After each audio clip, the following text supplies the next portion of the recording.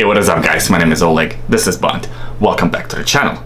Today we're gonna do a full review of a Star King sub-seconds hand. This one I got from AliExpress. Actually, Star King reached out to me and offered to send me any of their watches in for review. I chose this one. I thought it looked the most interesting. It has the high beat movement. It has the sapphire crystal, stainless steel case, and all of this for 50 bucks. Looks like a pretty good deal.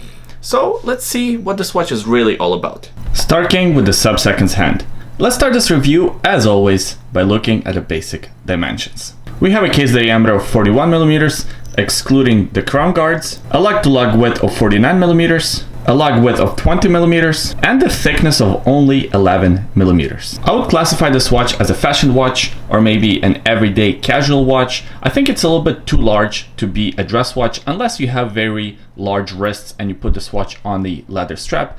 Then I think you can pull it off as a dress timepiece. Otherwise, probably a casual watch is your best description for this timepiece. It has an all stainless steel case with a stainless steel case back. The case back is see-through and it is a screw down case back. The finish on the watch is all high polish. High polish on the sides, high polish on the lugs, on the top, bezel. You have to be a fan of high polish to truly enjoy this watch. The polishing is done pretty well. It's nothing spectacular, but for 50 bucks, hey, it's pretty amazing. The watch also has a flat piece of sapphire crystal. There has been some concerns online about this watch, whether it actually does have a sapphire crystal or not. According to my testing at least, and also reaching out to Star King, asking them if it actually does have sapphire crystal, I can confirm that this one here does have sapphire crystal. It's available in a few different color combinations. I went for this black dial with the mesh strap version, but you can also get it on the leather strap.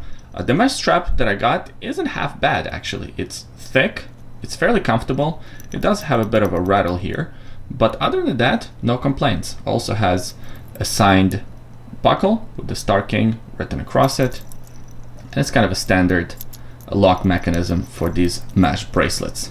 I do like the design of this watch. I reviewed quite a few of these affordable Chinese watches, and this is one of my favorite designs. To be honest with you, I'm not sure if this is an original design or if it's an homage or a copy of some other watch, but I do enjoy it. I think they did a great job with the design of this one. I like the sub-seconds hand. It even has a silver ring around it. I like the red accents. The countdown 5-second increments is done creatively. We also have all applied indices. The 12 in Arabics. The set of hands isn't bad either. It's fairly attractive to look at. They're even loomed. Let me pop a loom shot on the screen right now. Yeah, there isn't much loom. I think if they didn't have any loom at all, nobody would complain. As I mentioned before, there is a screw down case back displaying this movement. I am not sure what type of movement this is. Maybe a seagull or a variation on a seagull. I like how they cut out parts of the rotor to expose more of the movement, and the movement is actually fairly good looking. It's an attractive movement to look at. Has some decorating, has some cutout bits so you can see more of the moving parts. I don't mind it at all. Now the movement is fairly accurate. It's running about 17 seconds fast. Not as great as some of the Seiko movements, but hey, for $50 automatic watch, I'll take it. It is a high beat movement, so it beats at 28,800 beats per hour. You can see how smooth that seconds hand sweep is. It looks like it's gliding. The movement is non-hackable, but it does have hand winding, like so. The crown is not a screw down crown, so you can just hand wind it from the 0 position. The watch is not perfect. It does have some negatives. Number one, by far the biggest negative, at least to me, is the size.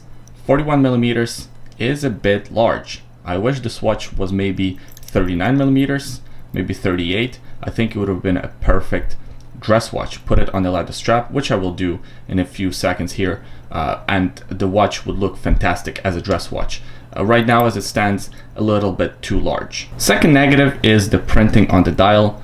The logo itself, I don't mind. Sometimes these cheaper Chinese brands have kind of weird logos and weird branding. This one is very nice, classy, but the printing itself could have been of a better quality to match the rest of the watch. As you can see, the rest of the watch is of pretty good quality. This printing on the dial is, could be improved. Other than that, I think the watch is pretty great. For 50 bucks, you're getting sapphire crystal, stainless steel case, pretty nice design, high beat movement with the sub-seconds hand, and a very slender profile. It's a very slim watch. It fits the wrist really well. Here's the watch on my 7¼ inch wrist. I think it fits really well. Again, I wish it was a little bit smaller, but other than that, it's fairly comfortable, and I do like how thin it is. And here's the watch on the leather strap. That's actually how I prefer to wear this watch. I think it looks better. It fits the overall aesthetic of the watch better. Although the mesh strap is fairly comfortable. I have no complaints about the mesh strap, but on the leather strap with this design, I think the watch really shines. And here's what it looks like on my 7¼ inch wrist on the leather strap. This is just a cheap leather strap that I bought off of eBay. I'll leave a link in the description below if you're curious to check one out. Not too bad, not too bad at all. Alright guys, so that was the review of the Star King with the sub-seconds hand. A pretty solid watch for $50. In fact, it's probably one of my favorites from these affordable Chinese watches that I've reviewed on the channel. I don't know if it's quite the best one, but it's up there for sure.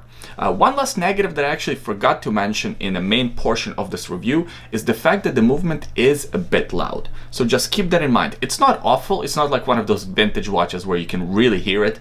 But if it's on a nightstand beside your bed at night, you can probably hear the movement tick. I appreciate you watching this video until the end. Please leave a comment in the comment section below. Let me know what you think about this Star King watch specifically and about Star King as a brand altogether. Do you have any experience with their watches? Do you have any of their watches in your collection or in your wish list?